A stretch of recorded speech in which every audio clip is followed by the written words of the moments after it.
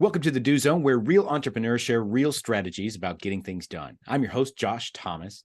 You can find me on social media at JT Literally. This podcast is brought to you by Factor One. If you're a hardworking entrepreneur who's looking to level up this year, there are 3 key shifts you can make right now in order for that to be possible. Go to IamFactor1.com now, and I'll show you exactly what those 3 key shifts are and how you can get them set up in your business in less than 6 minutes. Once again, that's IamFactor1.com. Today's guest is Brock Zivan. Brock is an entrepreneur and life coach, motivational speaker, a realtor, and a dad. Brock, welcome to the Do Zone. Tell us something you believe is the key to getting stuff done that most people wouldn't think of. What's up, man? Thanks, Josh, for having me on here today. You know, the key ingredient, it sounds very simple. A lot of the stuff I say there's 2 ingredients. There's a plan and there's self-discipline. And those 2 things a lot of people struggle with. And they might have the plan, but there's self-discipline behind it. And really, to be honest with you, it's starting your day off with the alarm clock and not having it next to your bed. And literally that small little anecdote of putting it away from you, like a lot of people say, Brock, I'm not a morning person. I just struggle with the morning. And really, we start off in the initial spot of just getting your tail out of the bed is such a huge ingredient of getting you started on the right foot. So I do a lot of stuff like on morning routines, owning the morning and starting your day off on the right foot. Yeah, and a lot of us are really good at creating a plan, but we're not so good at the self-discipline necessary when that plan doesn't go according to plan. The execution is such a huge ingredient that people just they fall, like, you know, life happens, things go sideways, and they don't really have a formula that goes to it. I always ask people, what time do you get up in the morning, Monday through Friday? And you'd be amazed that nobody, like, it's very difficult. Like, well, it depends. Like, if my kids are home, if I'm in summer school, there's no consistency. So that self-discipline, the consistency of just starting your day off every day at the same exact time is such a huge component that, like, sometimes it's overlooked. Yeah, and it's making things predictable, I have found, reduces your mental load necessary in order to just get through the day. Yep. Just as an example, if you need to go to visit this business that's on the other side of town and you live in a large city, the GPS is going to put you on the shortest path that takes the least amount of time, usually. Or you could take the scenic route. The scenic route will take you more time and it will expend more energy. It's more turns. It can create more stress. There's more variables. But the GPS is usually going to put you on the highway. It's the shortest, most direct path at the fastest speed. And a lot of times we don't necessarily set our lives up that way. Because we are not focused on taking that mental load and all of the variables out of it. And like, what is that thing that I need to do today? And I just want to focus on that. No, so true. I mean, there's just some of the simple things of just having your clothes out the night before. It's one less thing to think about that you could focus on your day instead of like, what do I wear? How does this look? What do I need to do? It's like we bog ourselves down with all this stuff. And then you throw in notifications of cell phones and distractions. And it's just like, wow, I just never have enough time in the day. I mean, how many times do you hear people say that? Yep. And I would go one step further. I've heard people say, you know, hey, is there anything that you need right now? And they'll say, yeah, I need a couple more hours in the day. And my usual immediate response to that is, why? You would just fill them up. Yeah. So you're just going to fill them up with nonsense that you don't need to be doing anyway. What would you do with it? Why should I trust you with more time? I like that. Why should I trust you with more time? You're not doing very good with what you already have. Yeah, I know, right? And so speaking of kind of leveraging, you know, time and the effort that you're putting forward, I'm curious to learn about your conversation to conversion formula. What is that, and where did it come from? So part of my book so I do a lot of literally conversations, but I was in the real estate world. It's having conversation with strangers, and then I developed it into like relationships with your kids. I got 2 kids, and relationships with significant others, and you know, I'm coming from, you know, my ex-wife, we're divorced, but I had to learn about myself. And so I started to dive deeper into the disc and with John Maxwell and understanding these different personality styles. And so I started to understand how to talk to people, but I first had to understand myself first before I can start analyzing others. So my formula in my book, turning scripts into conversations, because so many people are like, Brock, I want your scripts. I want your scripts. I'm like, I don't know what the other person is going to say yet. I have a tool belt, a toolbox, but I really don't know yet because I'm a very big advocate of listening to understand, not to respond. We're so Mm. focused on what we want to say to people, of coming from our own personal experiences instead of actually listening to them. So my formula is I want to validate you. You know what, Josh? I hear what you're saying. And then I want to check for clarity. So I validate, I check for clarity, and then I'm going to continue to ask more questions. And I follow this formula until I can validate, check for clarity, and then present a solution or a plan. And many times I use it even with my kids, like my daughter is 11 years old. If I say to her, Brielle, I need you to go clean your room. Well, sometimes there's a little bit of muddy, like clarity in reference to that. So I got to make sure that I emphasize it. Dad, I did clean my room. Okay, Brielle, well, did you fold your clothes? Did you clean it? Did you make your bed? Did you get rid of the garbage?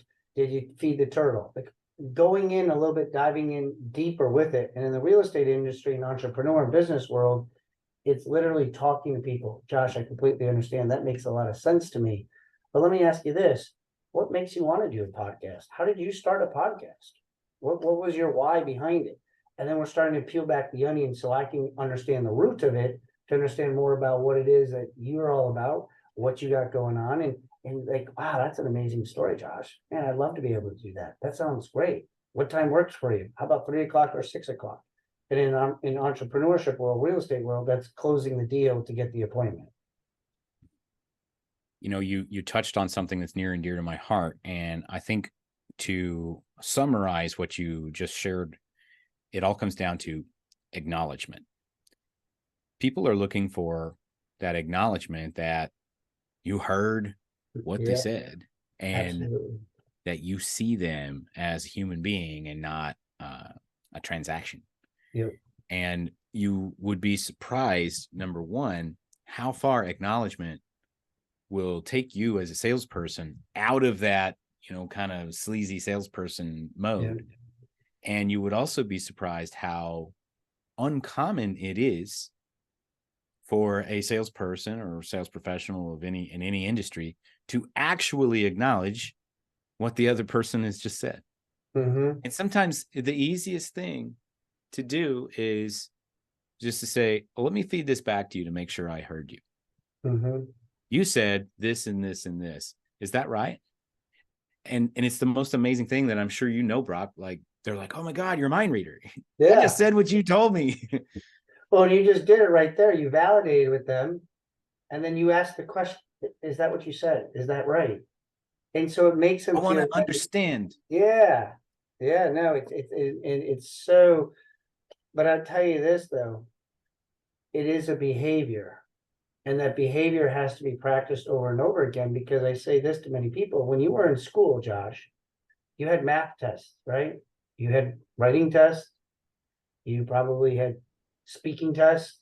You maybe sometimes had like, can you hear this noise? Can you hear this? But we never really have a listening test. We never have listening tests to actually understand how to listen to people and acknowledge them. Love your word. And validate what their feelings are, how they're going through that. Like I could see how that makes you feel.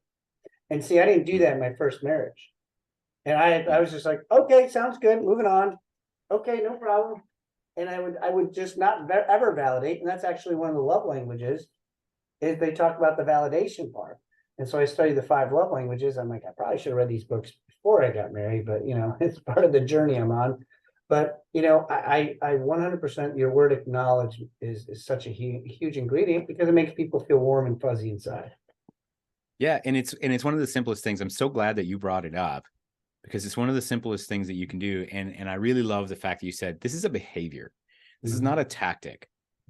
This is not like some weird underhanded ninja technique. Right. Yeah. It's just you being a human being and treating the other person like a human being. Mhm. and just allowing each other to live in that moment. And I don't know if I can help you or not. Let's find out.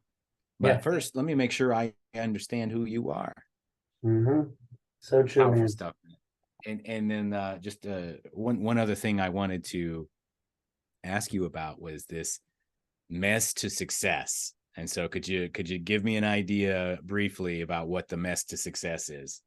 So I was actually speaking at an event here in Charlotte, and I was like, I gotta go, I got a podcast, and I don't want to be late. And so I was racing out, and knowing that the time period that we have, like in a very short, my life was a rocky road. I came from addiction. My cars were repossessed, both my cars. I don't want to do anything half-tail. Like I got to do it all in. So both cars repossessed. I was in IRS debt of $153,000, about to go to jail. Was through a divorce. DSS was called against me. I lost my real estate license.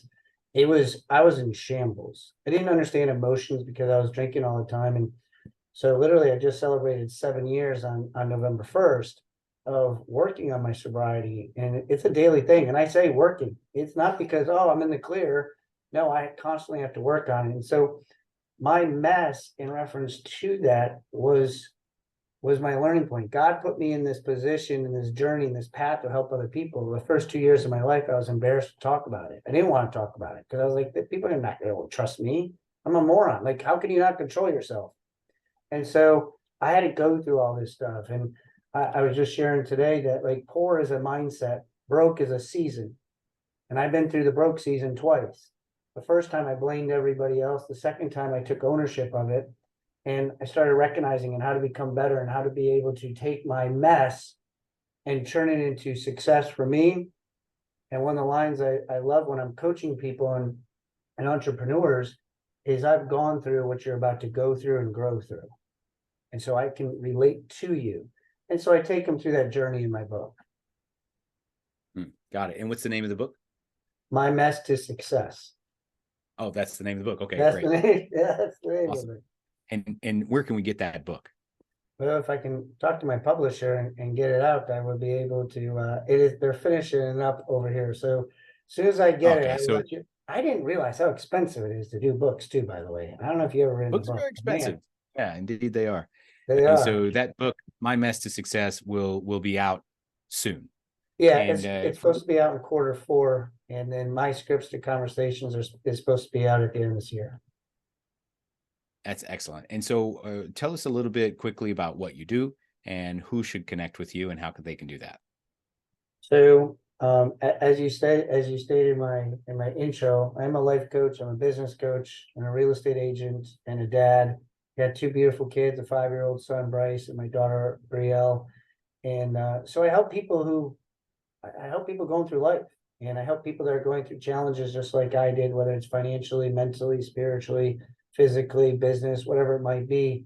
I work on cleaning up your house, your inside, your internal self before we can work on the outside. And so I primarily in the entrepreneurship business world, primarily real estate agents, loan officers, insurance agents, because that's what I've been around a lot for the last 15 years of my life. Um, I do a mindset morning show, 51 weeks out of 52 weeks of the year. I'm a very big believer of that because if I drank on any day that ended in Y, I could do something positive on any day that ends in Y. So I do a mindset motivational coaching show each and every day. Actually, I should change that, Monday through Friday at 8:15 Eastern time. So anybody's more than welcome to join our show, the Brock Evans Mindset Motivational Coaching Facebook page. You can also check me out, bz3enterprises.com. Has all my coaching platforms as well as my real estate. Excellent. Love that. Well, Brock, thank you so much for coming on and sharing a little bit of wisdom about how you get things done and how you navigate through that. We're going to go ahead and wrap up from here. For those of you who are interested in learning more about Brock Zivan, you can go to BZ3, that's spelled out THREE, enterprises.com, BZ3enterprises.com. And if you are listening to us on your morning commute or your workout or out in the field somewhere, be sure to snap a selfie and tag me at JT Literally. Tell me what you do in the do zone. Also, if you're a seasoned veteran business owner, but you know what got you here, Ain't going to get you there. We can help. Go to iamfactor1.com now and let's see how much impact we can make in less than 6 minutes. Know this, you are factor one for your own success. Now, let's get to work.